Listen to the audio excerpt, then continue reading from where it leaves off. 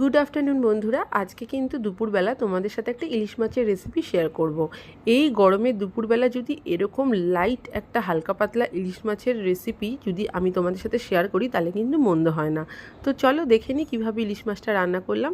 আমি এখানে 5 পিস ইলিশ মাছ নিয়ে নিয়েছিলাম, তার মধ্যে একটু নুন একটু হলুদ মাখিয়ে 10 থেকে 15 মিনিট আমি রেখে দিয়েছিলাম যাতে নুন হলুদটা ভালো করে ভেতরে ইলিশ মাছের ঢোকে।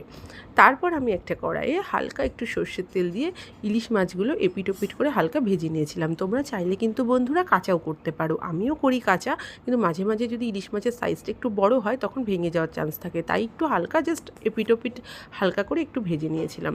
দেন মাছগুলো ভাজা হয়ে যাওয়ার পর আমি কালো জিরে ফোড়ন দিয়ে দিয়েছিলাম, আর তার সাথে বেগুন আর আলুটা হালকা করে এপিট ওপিট ভেজে নিয়েছিলাম।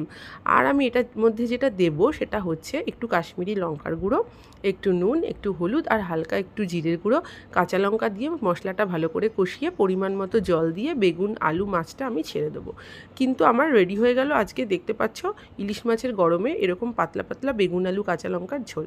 তো তোমরা কিন্তু বাড়িতে অবশ্যই ট্রাই করতে পারো, গরমে ভীষণ ভালো লাগবে খেতে, ইলিশ মাছও খাওয়া হবে আবার এদিকে কিন্তু শরীরও খারাপ করবে না।